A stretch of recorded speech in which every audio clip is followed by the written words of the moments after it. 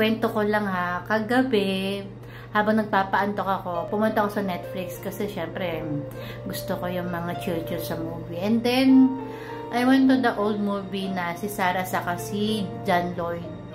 Anong reaction ko? It Takes a Man and a Woman movie. Ang ganda. Grabe, no? Sana meron pa silang part 2 ng It Takes a Man and a Woman. Kasi, grabe. Iba yung chemistry, nakakakilig. Tapos, ang pogi-pogi ni John Lloyd doon. Saka Laida Magtalas yan. Nakatatak na sa utak natin yan eh. Pero, ang pinaka nakatatak talaga sa akin, alam niyo kung natamaan ako.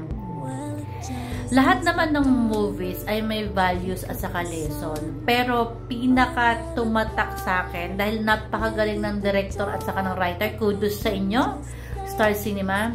Ang ganda ng write-ups. Kasi, it's about forgiving, saka acceptance, saka to love again. Yun yung natamaan ako. Parang nag-guilty ako sa part ko kasi ang question doon is, paano ba magpatawad? Kasi hindi ko pa kaya. Parang mga ganon. And, akala natin na kapag move on na tayo, kahit 3 years na, tapang-tapangan, stronger ang peg, yan, healing era, aura, tapos feeling, alam mo yun yung parang matibay na puso ko din na to, bitterness ang peg. Pero, kung talaga palang in your part, kung hindi ka talaga healed, 100%, hindi ka talaga naka-move on pa. And it's not your fault naman. Dapat talaga, it takes time. And then, i-feel mo yung sadness, yung bitterness mo. I-feel mo lang. Pero hindi naman dapat maging bitter ka sa buhay at sa love. I-feel mo lang yung pain.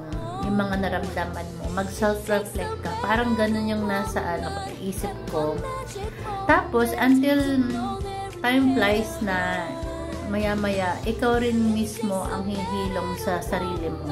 Pag nalaman mo ng right time na talaga na mag-move on ka na by accepting your mistakes and the pain that comes from surroundings, and then forgiveness na rin sa mga taong nakasakit sa'yo. Although, hindi naman talaga sila nag-sorry. Hindi mo naman kailangan tanggapin at marinig yung sorry coming from them sa mga nakasakit sa'yo. Pero it's from your own good na rin para makapag-start ka na ulit na patawarin mo na rin sila. Especially yung sarili mo kasi tinanggap mo sila sa buhay mo, pagkakamali mo rin yan. Kaya ikaw din yung parang kumbaga kung hindi mo binuksan yung door para sa mga taong nakasakit sa'yo, hindi ka masasaktan. So, in order for you to forgive everyone, you have to forgive yourself too. Kasi kahit pa paano, admit natin, accept na may kasalanan din tayo sa part na nasaktan tayo. At doon ako natamaan. Grabe, hindi ako masyadong napiplease ng mga movie, lalo na Tagalog. Pero, nung binalikan ko yung It Takes a Man and a Woman, yung puso ko hit na hit, lalo na sobrang ganun din, para kung si Laida na hindi, okay ako, kala mo next day move on ka na, hindi pala. Saka hindi naman ibig sabihin ng pag-move on is mahal mo pa yung tao, depende pa rin yan. Si Laida kasi mahal pa niya si John Lloyd eh. Ako wala na, pero yung moving on ko is yung parang hapdi at sakit na nag-cause sa akin, yun yung hindi ako kapag-move on. So, after I watched the movie, parang self-reflect na rin yan na. Parang, sabi ko, baka it's time na para kumilos na talaga ako. So, yun. Inisip ko agad na kailangan ng patawarin. Ayoko ng ganito. Hindi ko nakakausap yung taong ayokong i-forgive sana. Ikaw rin kasi may hirapan pag hindi mo kaya magpatawad. Para kang anong suspect na everyday kailangan maghiganti. Hindi naman ganun dapat.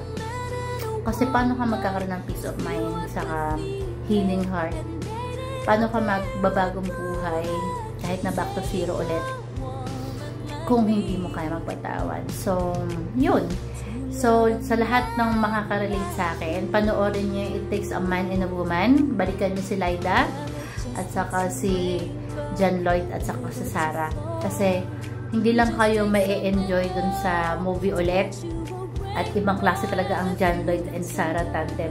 Kundi, matatamaan kayo kasi magaling talaga. Bukod sa magaling yung artista, magaling yung statement ng sinabi nila dun sa movie. At parang sa akin, siguro 4 years na rin akong single.